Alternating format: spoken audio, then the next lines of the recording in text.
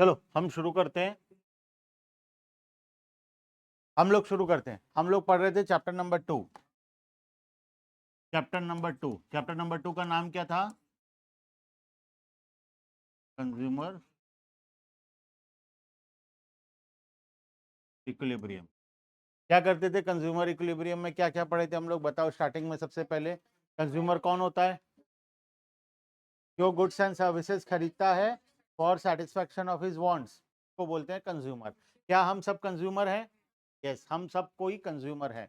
हम कोई ना कोई गुड्स या सर्विस खरीदते हैं अपने वांट्स को सेटिस्फाई करने। ठीक है। उसके बाद इक्विलिब्रियम क्या होता है? A state of being equal का मतलब जितना हम पे कर रहे हैं के बदले में हमें उतना रिटर्न मिलना चाहिए।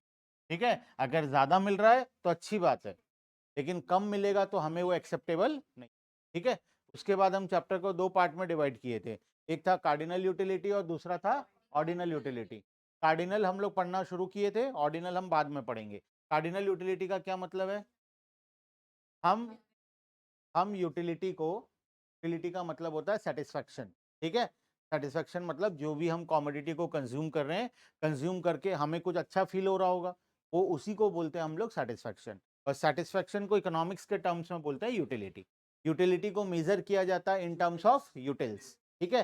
तो कार्डिनल यूटिलिटी का मतलब क्या होता है?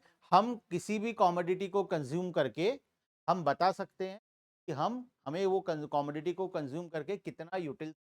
ठीक है। मान लो मैं समोसा कंज्यूम कर रहा हूं, तो वो खाकर मुझे बताना है कि मुझे कितना।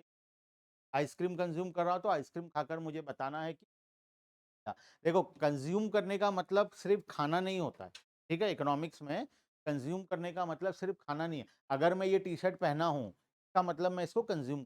ठीक है। मतलब सिर्फ खा जाने को हम लोग कंजम्पशन नहीं बोलते हैं।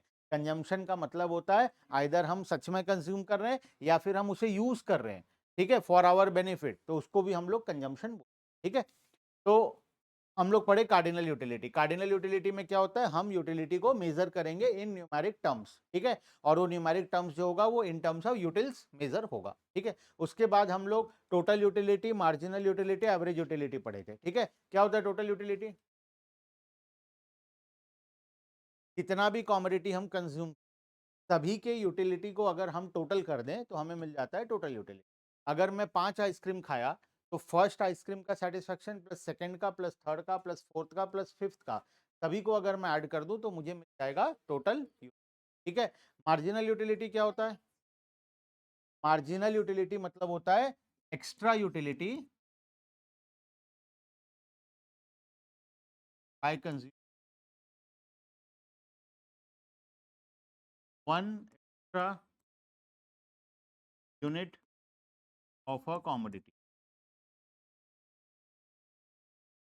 एक एक्स्ट्रा यूनिट को कंज्यूम करके हमें कितना एक्स्ट्रा यूटिलिटी मिला, उसको हम लोग बोलते हैं मार्जिनल यूटिलिटी।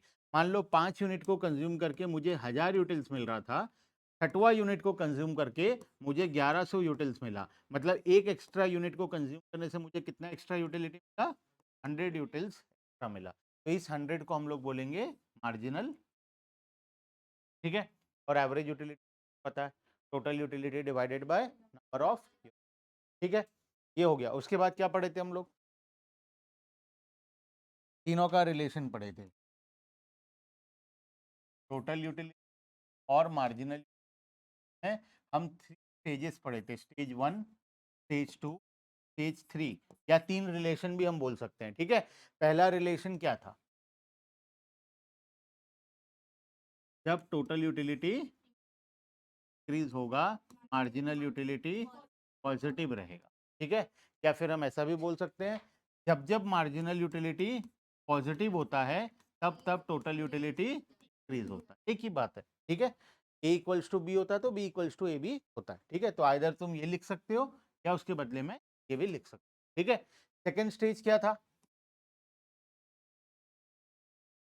जब मार्जिनल यूटिलिटी एमयू मैक्सिमम होगा, जब टीयू मैक्सिमम होगा, जब टोटल यूटिलिटी मैक्सिमम होगा, तब उस केस में मार्जिनल यूटिलिटी इक्वल्स टू 0 होगा। या फिर हम ऐसा भी लिख सकते हैं कि जब जब मार्जिनल यूटिलिटी 0 होगा टोटल यूटिलिटी अपने मैक्सिमम पॉइंट पर हो। ठीक है, बोलो क्लियर है यहाँ तक? दो। तीसरा, थर्ड स्टेज में क्या होता है? Very good. जब जब टोटल यूटिलिटी डिक्रीज होगा, मार्जिनल यूटिलिटी नेगेटिव हो जाएगा, या फिर हम ऐसा भी बोल सकते हैं, जब जब मार्जिनल यूटिलिटी नेगेटिव होता है तब तब टोटल यूटिलिटी। क्लियर है बात? ठीक है। इसके बाद क्या पढ़े थे हम लोग? इसका डायग्राम भी पढ़े थे, याद है? हाँ, कैसा था डायग्राम? देखना नहीं है बुक को, बिना बुक देखे।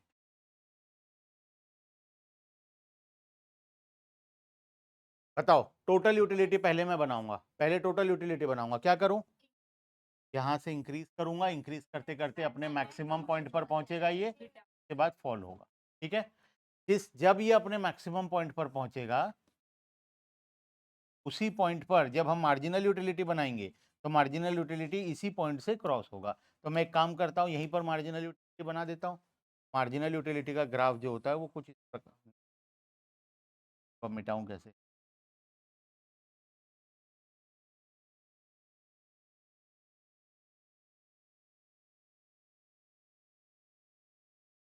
तो मुझे क्या करना है, इसी पॉइंट से क्रॉस कराना है। ठीक है, तो मैं एक काम करता हूं, यहां से लेकर स्ट्रेट लाइन एक तो बना देता हूं। ठीक है, तो ये है, ये लाइन के पहले है मेरा स्टेज नंबर 1, ये जो लाइन है ये है मेरा स्टेज नंबर 2, और ये है मेरा स्टेज नंबर। ठीक है, स्टेज 1 में देखो टोटल यूटिलिटी इंक्रीज हो रहा है, मार्जिनल यूटिलिटी फॉल कर रहा है, लेकिन ये एक्स एक्सिस के ऊपर है, मतलब ये पॉजिटिव है।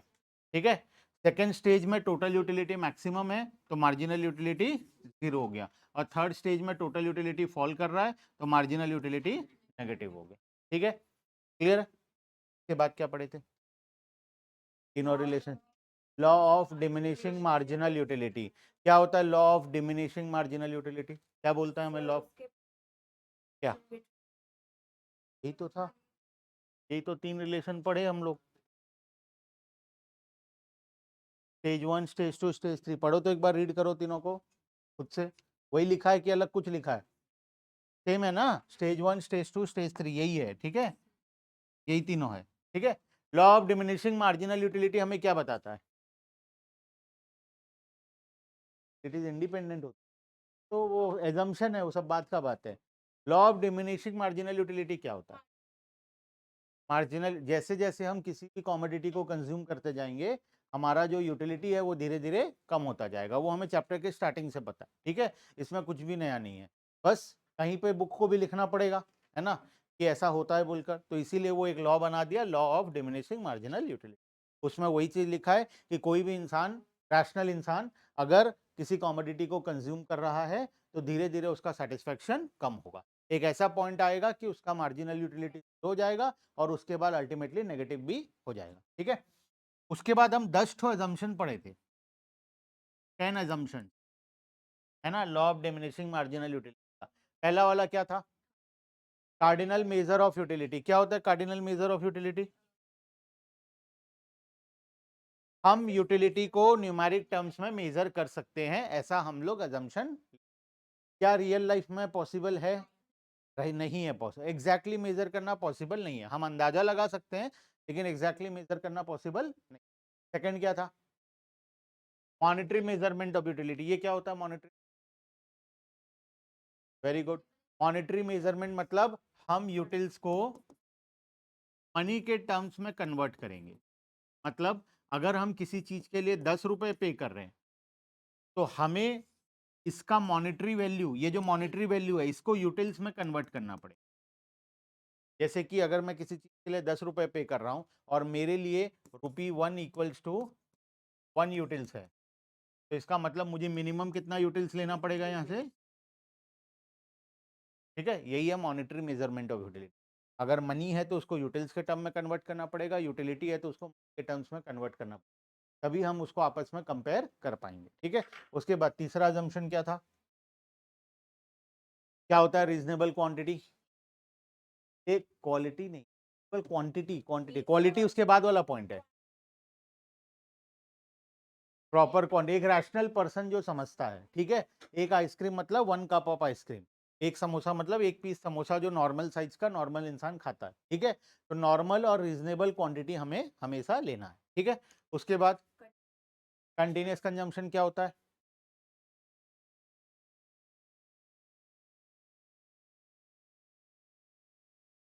हाँ, हमें कमोडिटीज जो कंज्यूम करना है वो एक के बाद एक तुरंत कंज्यूम करना है। जैसे मैं 5 आइसक्रीम खाकर यूटिलिटी मेजर कर रहा हूँ, तो मुझे फर्स्ट आइसक्रीम के तुरंत बाद दूसरा खाना है, उसके तुरंत बाद तीसरा, उसके बाद चौथा, उसके बाद पांचवा। अगर मैं टाइम गैप कर दूं, मान लो ये मैं मंडे को खाया, ये ट्यूसडे, ये वेंसडे, ये थर्सडे, ये फ्राइडे, क्या यूटिलिटी मेरा कम होगा? गारंटी है? कोई जरूरी नहीं है, गारंटी नहीं है कम होगा, ठीक है। बिकॉज टाइम गैप हो गया बीच में, टाइम गैप होने से हमारा यूटिलिटी कम नहीं, ठीक है। उसके बाद no change in quality, obviously ice cream खा रहे हैं तो सारा ice cream same size, same quality, same taste का होना चाहिए। एक आइसक्रीम वेनिला होगा, दूसरा चॉकलेट होगा, तीसरा अलग फ्लेवर, तो हर बार यूटिलिटी अलग अलग होगा। और ज़रूरी नहीं है कि यूटिलिटी कम हो, वह पहले वेनिला आइसक्रीम खाए, नेक्स्ट में चॉकलेट खा रहे हो तो यूटिलिटी इंक्रीज हो सकता है, ठीक है। तो हमें same quality, same size, same taste का प्रोडक्ट, सेम ब्रांड, सब कुछ कंज्यूम, ठीक है। उसके बाद who is a rational consumer, ये सब एग्जाम में नहीं, कम दिमागी हालत ठीक है, जो सोच, रैशनल कंज्यूमर का मतलब होता यही है कि जो सोच समझ के डिसीजन लेता है, जिसका दिमागी हालत ठीक है। लेकिन ये सब ऐसे एग्जाम में मत लिख देना कि सर तो बताए थे क्लास में कि जिसका दिमागी हालत ठीक है, ऐसा नहीं लिखना है, लिखने में कुछ और लिखा हुआ है, पढ़ो। बेसिकली जो इंसान सोच समझ के डिसीजन लेता है, जो मेजर करता है, कैलकुलेट करता है, सोचता समझता है, कितना रुपया दे रहा हूं, उसके बदले में कितना यूटिल्स मिल रहा है, सोच समझ के डिसीजन लेने वाले पर्सन को हम रैशनल पर्सन बोलते हैं, ठीक है। उसके बाद इंडिपेंडेंट यूटिलिटी क्या होता है? इंडिपेंडेंट यूटिलिटी, हर यूटिलिटी अलग है, के अंदर दो चीज, टू कॉमोडिटी और टू प्रोडक्ट, टू पर्सन, ठीक है। हमें हमेशा ध्यान रखना है, हम कभी भी दो कॉमोडिटी के यूटिलिटी को आपस में जोड़ेंगे नहीं। जैसे हम एग्जांपल लिए थे चाय प्लस, ठीक है, चाय का यूटिलिटी मान लो 100 है, बिस्किट का यूटिलिटी मान लो 50 है। ये चाय पहले पिए, बाद में बिस्किट खाए, दोनों को मिलाकर कितना मिला? 150। लेकिन दोनों अगर एक साथ कंज्यूम करोगे तो हो सकता है 150 से ज्यादा मिले, हाँ, तो मान लो 250। प्रोडक्ट वही है, प्रोडक्ट वही था, सेम क्वांटिटी, सेम साइज, सब कुछ सेम, कंजम्पशन करने का तरीका बदल गया।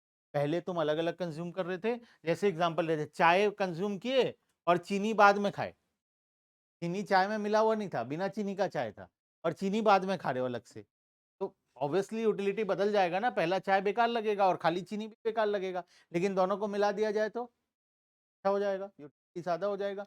वही है कि हम कभी भी दो कॉमोडिटी को आपस में जोड़ेंगे नहीं, ठीक है। हम जब भी एनालिसिस करेंगे, जब भी हम पढ़ाई करेंगे, जब भी हम लॉ ऑफ डिमिनिशिंग मार्जिनल, हम हमेशा एक कॉमोडिटी को लेकर चलें, हम किसी दो कॉमोडिटी का यूटिलिटी को आपस में जोड़, अगर दो कॉमोडिटी का यूटिलिटी को आपस में जोड़ दिया जाए तो यूटिलिटी का पूरा कॉन्सेप्ट बदल जाता है, ठीक है।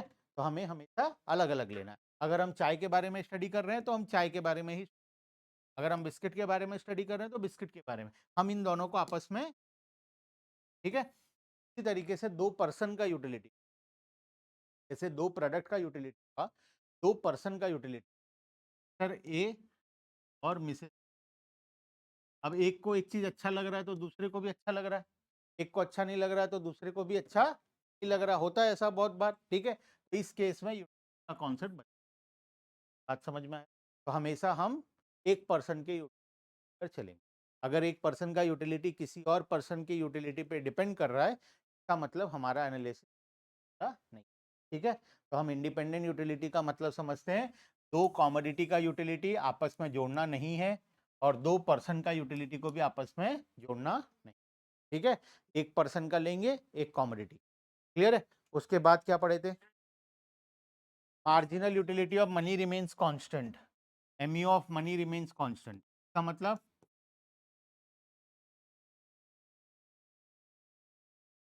अच्छा मुझे बताओ, marginal utility, what is marginal utility? Marginal का मतलब एक्स्ट्रा होता है, यूटिलिटी का मतलब सेटिस्फेक्शन होता है। तो कितना एक्स्ट्रा, तो तुम्हारे पॉकेट में जो पैसा है, अक्सर क्या होता है जब तुम्हारे पॉकेट में 100 रुपए है, अच्छा चलो मान लेते हैं 1 लाख रुपए, ठीक है, तो तुम्हारे लिए जो मनी का वैल्यू होगा वो बहुत कम होगा।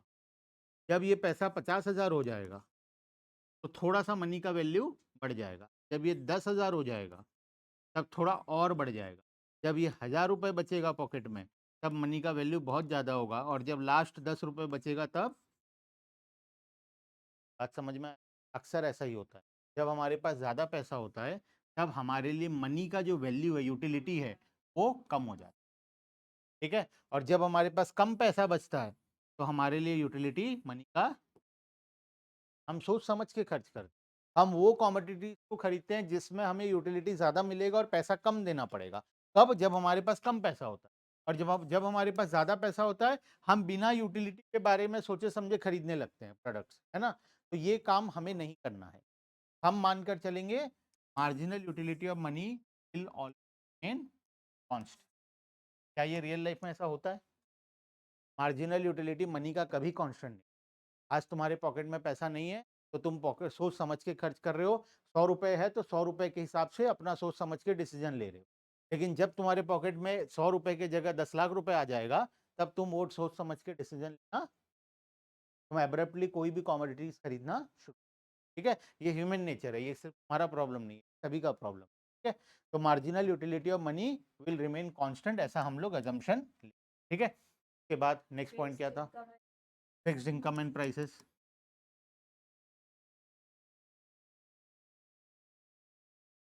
क्या होता है फिक्स्ड इनकम एंड प्राइसेस? हम मानकर चल रहे हैं जो कंज्यूमर के बारे में हम स्टडी कर रहे हैं उसका इनकम फिक्स है और प्रोडक्ट का प्राइस जो है वो भी फिक्स है। मतलब पहला आइसक्रीम अगर 20 रुपए का है तो दूसरा, तीसरा, चौथा, पांचवा, छठवा सब कितने का रहेगा? 30 का रहेगा। अक्सर क्या होता है, जब हम ज़्यादा कॉमोडिटीज़ खरीदते हैं, ज़्यादा यूनिट्स खरीदते हैं तो हमें डिस्काउंट मिल जाता है। तो पांचवा यूनिट हो सकता है हमें 18 रुपए में मिल जाए, है ना? तो अगर ये सस्ता मिलेगा तो इस सारा यूटिलिटी का कॉन्सेप्ट बदल गया, है ना? क्योंकि हमें कहाँ पर जाकर स्टॉप करना था, जब हमारा price paid equals to marginal utility हो, और प्राइस ही अगर कम हो गया तो फिर कॉन्सेप्ट बदल जाए, ठीक है। तो इसीलिए हम मानकर चलेंगे प्राइस जो है वो कांस्टेंट रहेगा और कंज्यूमर का इनकम भी कांस्टेंट, ठीक है। और आखिरी पॉइंट, परफेक्ट नॉलेज। क्या होता है परफेक्ट नॉलेज? हम मानकर चलते हैं हमारा कंज्यूमर को सारा नॉलेज, मतलब एक प्रकार से ये पॉइंट देखोगे तो रैशनल कंज्यूमर के साथ मिलता जुलता है। हम मानकर चलते हैं कंज्यूमर को सब कुछ पता है, मार्केट के बारे में पूरा इन्फॉर्मेशन है, उसको कौन सा कॉमोडिटी कौन से दुकान में किस प्राइस पर मिल रहा है उसको पता है, कौन से कॉमोडिटी को कंज्यूम करके ज़्यादा यूटिल्स मिलेगा, किसको कंज्यूम करके कम यूटिल्स मिलेगा, ये सारा नॉलेज उसको है ऑलरेडी। ऐसा हम लोग मानकर चल रहे हैं, ठीक है। ऐसा हम लोग अज्यूम करें, लेकिन रियल लाइफ में ऐसा भी नहीं होता, ठीक है। चलो, तो यहां तक हम लोग शायद पढ़े थे, और कुछ पढ़े थे इसके बाद? आगे चलते हैं।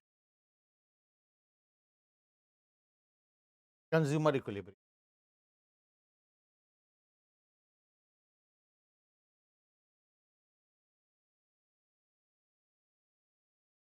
जो चैप्टर का नाम था अभी वो टॉपिक आ गया, कंज्यूमर इक्विलिब्रियम।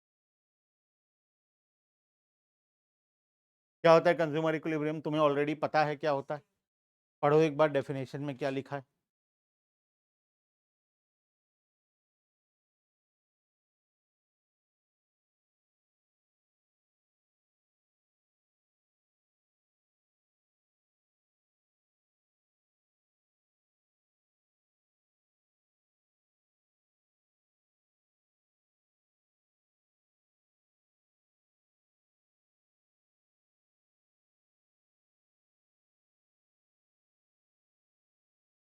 क्या डिफरेंस है बताओ।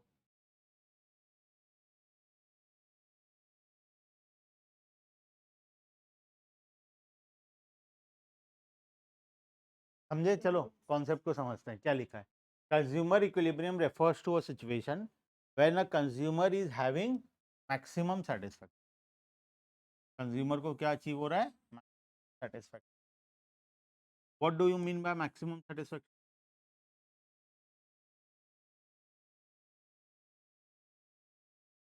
यूटिल्स मतलब टोटल यूटिलिटी हाईएस्ट होना चाहिए। जब टोटल यूटिलिटी हाईएस्ट होता है तो मार्जिनल यूटिलिटी क्या होता है? 0 होता है और हम वही पॉइंट पे आकर रुकते हैं, याद है ना? तो वही पॉइंट का बात कर रहा है ये, ठीक है? बोलने का तरीका अलग है। ये नहीं बोल रहा कि मार्जिनल यूटिलिटी, यहाँ पर हम जब इक्विलिब्रियम के कंडीशन में आएँगे, 2 इक्विलिब्रियम का कंडीशन है, एक सिंगल कमोडिटी का केस, एक 2 कमोडिटी का केस। सिंगल कमोडिटी के अंदर भी 2 पॉइंट है और 2 कमोडिटी के अंदर भी 2 पॉइंट है। यहाँ पर डिटेल में हम समझेंगे वही चीज़ को, लेकिन अभी के लिए बोलना वही चाह रहा है ये, कि कंज्यूमर को जहाँ पर मैक्सिमम सैटिस्फैक्शन, कंज्यूमर को चाहिए मैक्सिमम सैटिस्फैक्शन, ठीक है? जिस पॉइंट पर उसको मैक्सिमम सेटिस्फेक्शन मिलेगा, वो उस पॉइंट पर जाकर स्टॉप करेगा। क्लियर है? यही बोल रहा है। विथ लिमिटेड इनकम मतलब उसका इनकम जो है वो फिक्स है। कितना है, चाहे 1 लाख हो, चाहे 10 लाख हो, चाहे 5 लाख हो, चाहे 2 लाख हो, चाहे 2000 हो, इससे मतलब नहीं। लिमिटेड इनकम है, ऐसा नहीं कि अनलिमिटेड पैसा आ रहा है। अनलिमिटेड आएगा तो वो क्यों यूटिलिटी चेक करेगा और क्यों वो सारा टेबल बनाएगा? इससे अच्छा तो मतलब अगर पैसा बहुत अनलिमिटेड आ रहा है, तो उसको वो सारा काम करने की ज़रूरत नहीं है। वो यूटिलिटी को मनी के साथ कंपेयर क्यों कर रहा है? बिकॉज़ उसका इनकम लिमिटेड है, तो सोच समझ के खर्च करना है, ठीक है? तो with limited income and has no tendency to change his way of expenditure. अब वो मैक्सिमम सैटिस्फैक्शन वाले पॉइंट पर है और वो अपने एक्सपेंडिचर को चेंज नहीं करना चाहता। क्यों चेंज करेगा? जब तुम ऑलरेडी मैक्सिमम सैटिस्फैक्शन में हो, तुम ऑलरेडी अपने बेस्ट पॉइंट पर हो, तो तुम अपने एक्सपेंडिचर को ना इंक्रीज करोगे ना डिक्रीज करोगे। अगर डिक्रीज करोगे तो सेटिस्फेक्शन कम हो जाएगा, इंक्रीज करोगे तो सेटिस्फेक्शन अगेन कम हो जाएगा। तुम अपने बेस्ट पॉइंट पर हो, ठीक है? तो बोलने का मतलब वही है, कंज्यूमर हमेशा कंज्यूमर इक्विलिब्रियम वाले पॉइंट पर होता है। वो उससे ना ज्यादा कंज्यूम करेगा, वो ना उससे कम कंज्यूम। और वो पॉइंट कौन सा होता है? जिस पॉइंट पर उसको मैक्सिमम सेटिस्फेक्शन, ठीक है? हम उसको भी पढ़ेंगे डिटेल। अब देखो, इस कॉन्सेप्ट को हम 2 पार्ट में पढ़ेंगे। पहला, अगर कंज्यूमर एक सिंगल कमोडिटी खरीद रहा है और कंज्यूमर अगर 2 कमोडिटी, 2 कमोडिटी, ठीक है? हम मानकर चलते हैं कंज्यूमर जितना भी पैसा कमाता है, वो सारा पैसा एक कमोडिटी खरीदने में खर्च करता है। और दूसरे में हम मानकर चलते हैं कंज्यूमर जितना भी पैसा कमाता है, वो अपने जीवन में 2 ही कमोडिटीज, तो मैक्सिमम 2 कमोडिटीज तक हमारे सिलेबस। रियल लाइफ में तो हम हजारों कमोडिटीज खरीदते हैं, है ना? लेकिन हम अज्यूम करके चलेंगे सिंगल कमोडिटी का केस एंड 2 कमोडिटी का केस, ठीक है? अब सबसे पहले सिंगल कमोडिटी के केस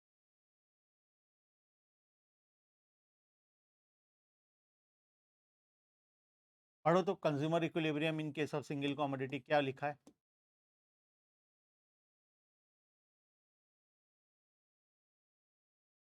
डेफिनेशन दिया यहाँ पर, consumer equilibrium in case of single commodity, और यहाँ पर अच्छा कंडीशन नेक्स्ट पेज में दिया, ठीक है?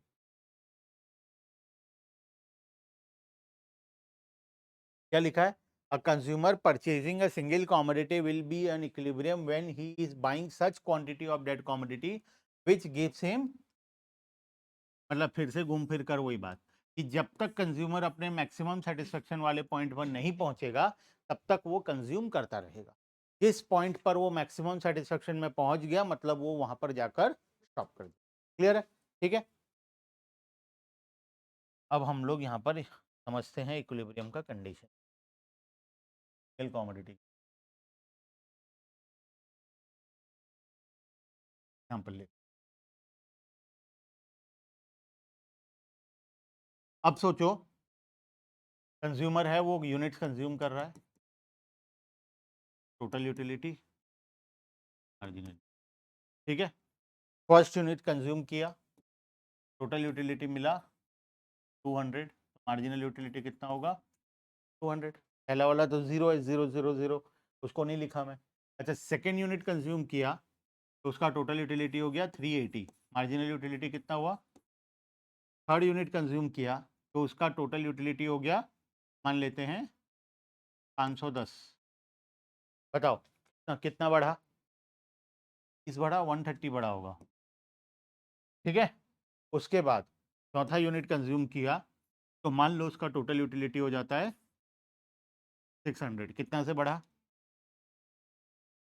90 से बढ़ा, ठीक है? पांचवा यूनिट कंज्यूम किया तो अब उसका यूटिलिटी कितना होगा?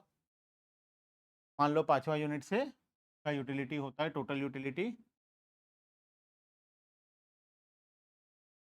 620 ले ले, कितना आएगा? 20 से बढ़ा, अच्छा 6वां यूनिट में, ठीक है, 7वां यूनिट में, 8वां यूनिट में और कम कर लेते हैं, ठीक है। ये समझ में आ गया, ये तो पहले से समझते आ रहे हैं स्टार्टिंग दिन से। अब तुम्हारे हिसाब से कंज्यूमर कौन से पॉइंट पर स्टॉप करेगा अगर कॉमोडिटी का प्राइस 20 रुपए है और ₹1 इक्वल्स टू 1 यूटिल, ठीक है, बताओ। 5 और देखो इतनी बार पढ़ चुके हैं, अब एक एग्जैक्ट आंसर आना चाहिए। 5 और 6, 6 और 5 ऐसा नहीं, एक एग्जैक्ट आंसर बताओ। 5th यूनिट, क्यों 5th यूनिट?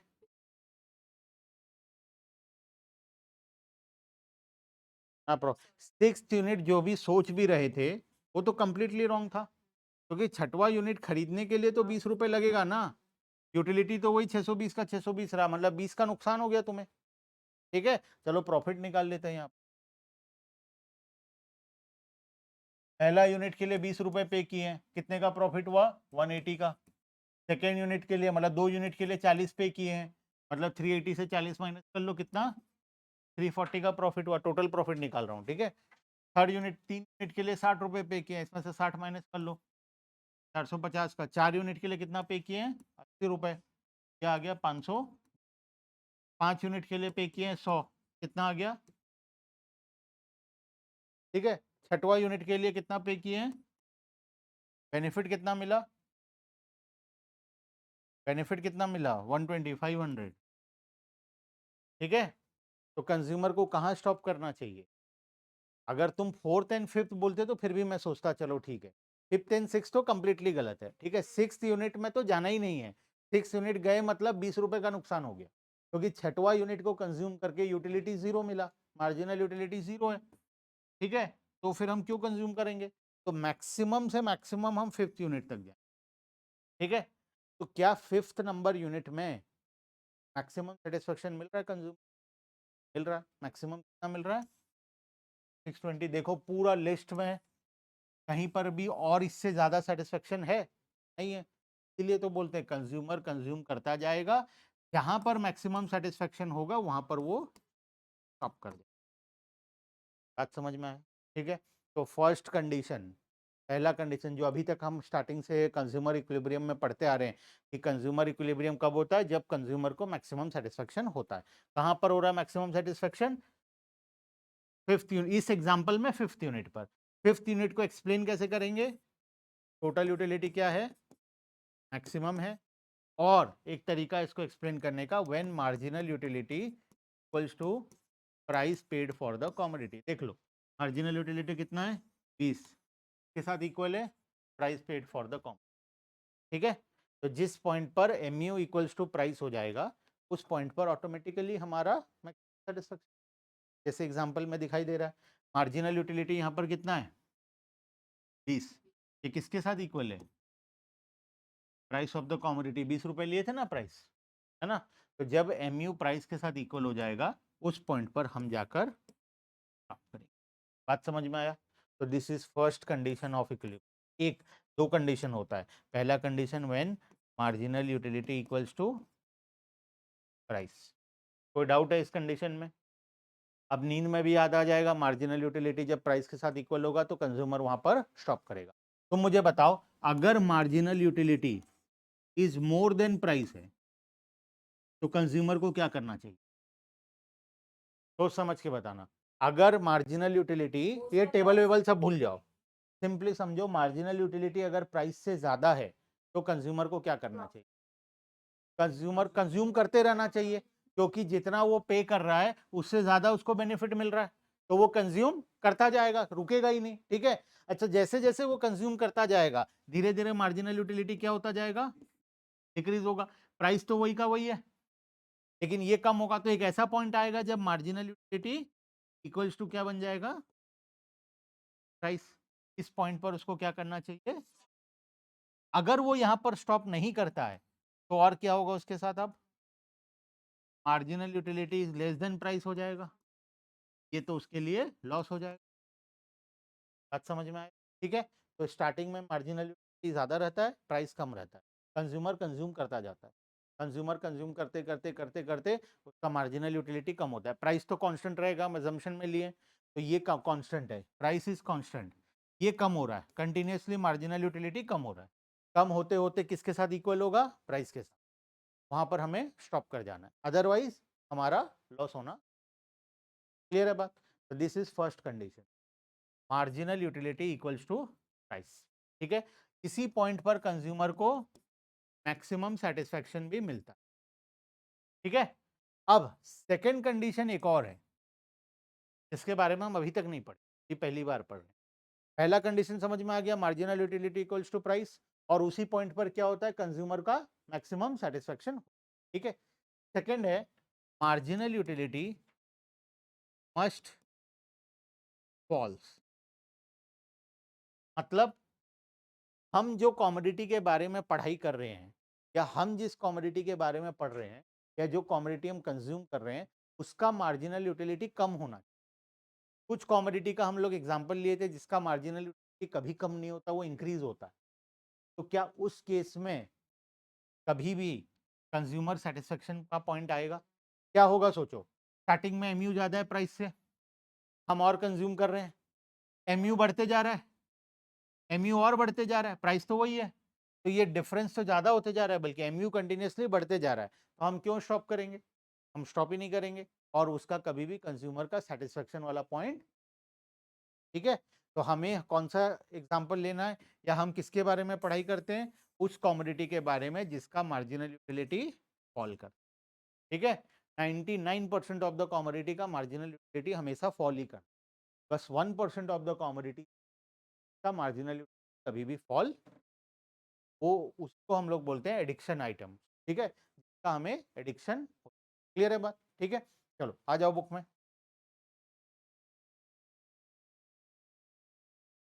ये तो एजम्पशन वगैरह बाद में देखते हैं, इक्विलिब्रियम के condition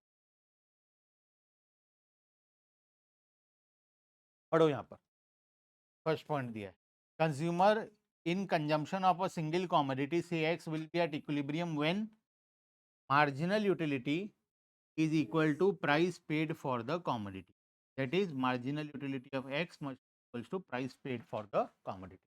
Initially MUX is more than price होता है, price of x, तो हम स्टॉप नहीं करते, हम कंज्यूम करते जाते हैं, कंज्यूम करते जाएंगे तो एक पॉइंट आएगा जहां पर MUX equals to price of x होगा, यहाँ पर हमें स्टॉप करना है, otherwise marginal utility of x will be less than price of x, this is a point जहां पर हमें लॉस होगा। यहाँ पर क्या हो रहा है? ठीक है, तो ये तीन कंडीशन है। ठीक है, हमें स्टॉप कहां पर करना है? यहाँ पर सारा प्रॉफिट ले लेना है, और लॉस होने से जस्ट पहले हमें स्टॉप कर जाना, इससे हमें मैक्सिमम सेटिस्फेक्शन मिले। ठीक है, पढ़ो, ये वाला फर्स्ट कंडीशन हुआ, नेक्स्ट कंडीशन सेकंड पेज में पर में यहाँ पर वो दोनों चीज भी दिया है, देखो, अगर MUX is more than PX तो कंज्यूमर क्या करेगा, अगर MU is less than P है तो क्या करेगा, दोनों पॉइंट दिया है। ठीक है, पढ़ लो एक बार फटाफट से, ये बहुत।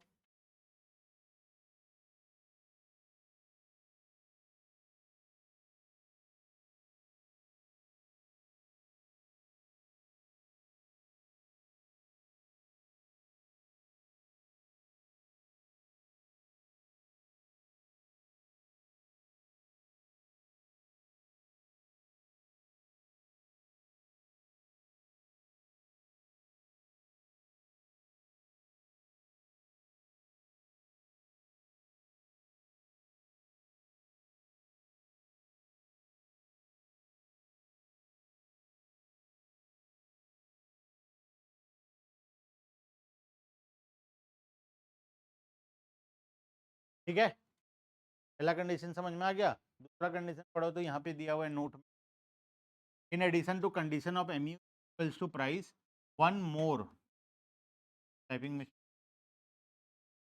more condition is needed to attain consumer equilibrium. MU falls as consumption, marginal utility fall करना चाहिए, जैसे जैसे हम कमोडिटीज को कंज्यूम करेंगे हमारा मार्जिनल यूटिलिटी धीरे धीरे फॉल करना चाहिए। अगर ऐसा नहीं होगा तो कंज्यूमर इक्विलिब्रियम कभी भी अचीव नहीं। ठीक है, if MU does not fall then consumer will go on consuming the commodity, और वो कभी भी स्टॉप नहीं। ठीक है,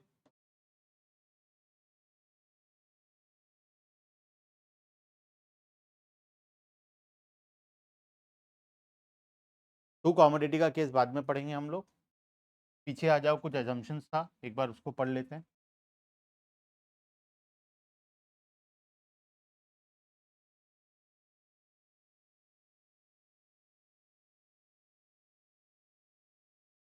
यहाँ पर देखो एक फॉर्मूला दिया हुआ है, marginal utility in terms of money equals to marginal utility in utils divided by marginal utility of 1 rupee. अगर हम हमारे यूटिलिटी को मॉनेटरी टर्म्स में कन्वर्ट करना चाहते हैं, मान लो मुझे किसी कॉमोडिटी को कंज्यूम करके 1000 यूटिल्स मिलते, ठीक है, और मेरे लिए 1 रुपए का वैल्यू है 5 यूटिल्स। ठीक है, 1 रुपए का वैल्यू कितना है, 5 यूटिल्स, और मुझे एक कॉमोडिटी को कंज्यूम करके कितना यूटिल्स मिला, 1000 यूटिल्स। इसका मतलब मैं कितना रुपया का मजा लिया हूँ, 200 का। 1000 डिवाइडेड बाय 5 कितना आ जाएगा, मतलब मुझे 200 रुपए का मजा मिला। ठीक है, तो अब मैं इसके लिए कितना पे किया वो देख लूंगा। इस कॉमोडिटी का प्राइस था मान लो 120 रुपीज, तो मुझे प्रॉफिट कितना का हो गया, मॉनेटरी टर्म्स में ₹80 का प्रॉफिट। बात समझ में आया? तो हम इसी तरीके से किसी भी यूटिल्स को मनी के टर्म्स में कन्वर्ट कर सकते हैं, या मनी को यूटिल्स के टर्म में कन्वर्ट कर सकते हैं। ठीक है, वही फॉर्मूला दिया है यहाँ पर।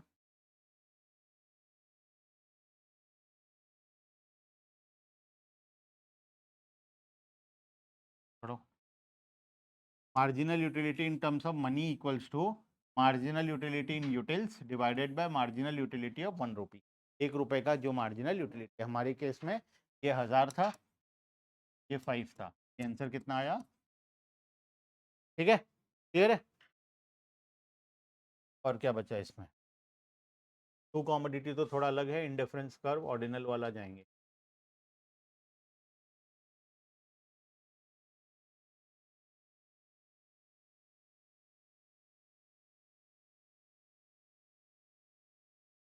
स्कूल में ये चैप्टर पढ़ाए हैं, अभी तक नहीं पहुंचे हैं? और क्या पढ़ाए हैं स्कूल में अभी तक? स्टैट्स शुरू नहीं किए हैं? हो चुका मतलब खत्म हो गया, एक चैप्टर हो गया है तुम लोग का। तो एडमिशन किए क्यों हो?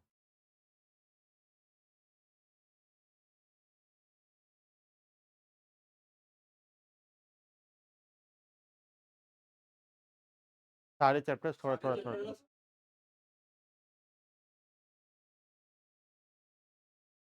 हाँ, वो क्या होता है मैं तुम्हें बता दे रहा हूँ, एक आइडिया दे दे रहा हूँ अभी से, जो हर साल होते आ रहा है, मैं 10 साल से देख रहा हूँ। अभी जैसे समर हॉलीडे चलेगा 2 महीना, ठीक है, अभी जैसे मई और जून, जून एंडिंग आ जाएगा, ठीक है, तो क्या होगा उसके बाद इनका ऊपर प्रेशर आ जाएगा हाफ ईयरली एग्जाम करवा। ठीक है, जुलाई अगस्त सितंबर के आसपास में, सितंबर में, ठीक है, क्योंकि अक्टूबर से तो इवेंट शुरू हो जाता है, कभी एनुअल फंक्शन आ गया, कभी स्पोर्ट्स आ गया, कभी ट्रिप लेके जा रहे हैं, कभी कुछ कर रहे हैं, कभी कुछ कर रहे हैं। अक्टूबर से हर महीना फंक्शन चालू हो जाएगा, कुछ ना कुछ, मतलब अक्टूबर में एक दो छोटा मोटा कर देंगे, कुछ नवंबर में एक दो कर देंगे, दिसंबर जनवरी फरवरी, तो इनको प्रेशर आ जाता है कि अगस्त तक हमें 60% सिलेबस कंप्लीट। तो क्या करेंगे, एक एक दिन में एक एक चैप्टर उड़ा देंगे। ठीक है, ऐसा होगा, देख लेना तुम, ये होगा, होगा, सब होगा, सबका होगा, ऐसा नहीं कि कोई, क्योंकि उसमें क्या है ना, प्रॉब्लम टीचर का नहीं है, प्रॉब्लम सिस्टम का है। मतलब वो बोल रहे हैं 1 महीने में, अब देखो ये चैप्टर को पढ़ते हुए हमें 2-3 क्लास हो गया, ठीक है, हम चैप्टर 1 को पढ़ने में कितना टाइम लगा हमें, अब मुझे कोई बोलेगा कि इस मंथ में तुम्हें खत्म करना है 6 चैप्टर, ठीक है, तो कहाँ से पॉसिबल है, पॉसिबल ही नहीं है।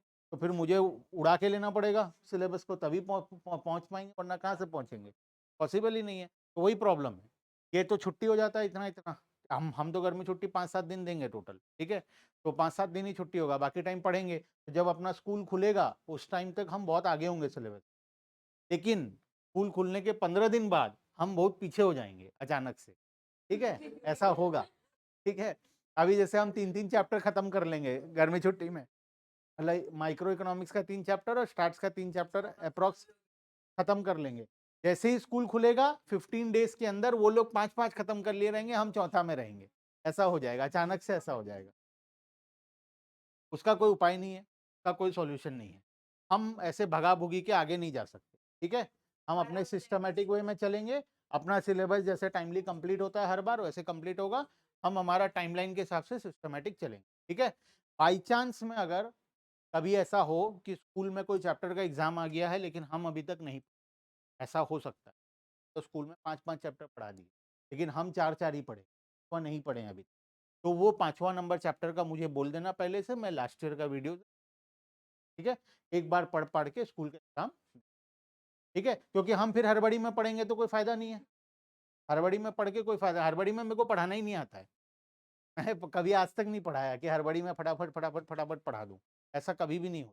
तो हम जिस हिसाब से चल रहे हैं, हमारा सिलेबस पूरा प्रॉपर टाइमली नवंबर एंड तक कंप्लीट आराम से, ठीक है? हम जिस स्पीड से चल रहे हैं उसी ना हमें स्पीड बढ़ाने का ज़रूरत है, ना हमें कम करने का ज़रूरत है। हम आराम से हमारा सिलेबस को कंप्लीट, ठीक है? लास्ट बार तो इनफैक्ट शेड्यूल टाइमलाइन जिस दिन मैं सोचा था खत्म करने का, उसके 1 दिन पहले ही खत्म हुआ, ठीक है? 12th का भी वही पूरा दिसंबर 17-18 तारीख तरफ खत्म हुआ था और 11th का भी वही दिसंबर 15 के आसपास कंप्लीट हुआ था, ठीक है? तो हम उसी हिसाब से हमारा सिलेबस, ठीक है?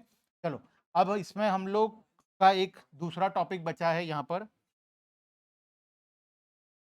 रिवीजन, और एग्ज़ाम ही तुम्हारा फरवरी में हो जाएगा।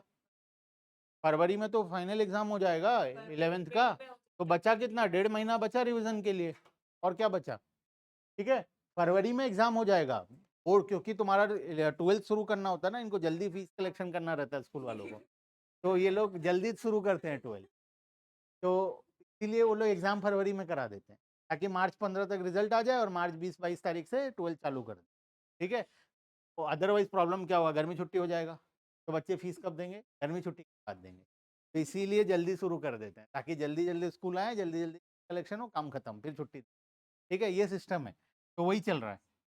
अब देखो, छोड़ो वो सब बात छोड़ो, अ, 2 कमोडिटी का केस, 1 कमोडिटी तो समझ में आ गया, 2 इक्विलिब्रियम कंडीशन है। पहला कंडीशन 2 इक्वल्स टू प्राइस, और दूसरा कंडीशन एम फॉल्स। ये दोनों कंडीशन सेटिस्फाई होगा तो इक्विलिब्रियम अचीव होगा, ठीक है? 2 कमोडिटी का केस थोड़ा डिफरेंट है और थोड़ा टाइम लगेगा। तो अभी हमारे पास 5 मिनट है, उसमें पॉसिबल नहीं, ठीक है? तो 2 कमोडिटी का केस हम लोग नेक्स्ट क्लास में, यहाँ पर एक छोटा सा फॉर्मूला भी दिया है, ये जब 2 कमोडिटी पढ़ाऊंगा तब साथ में पढ़ाऊंगा, ठीक है?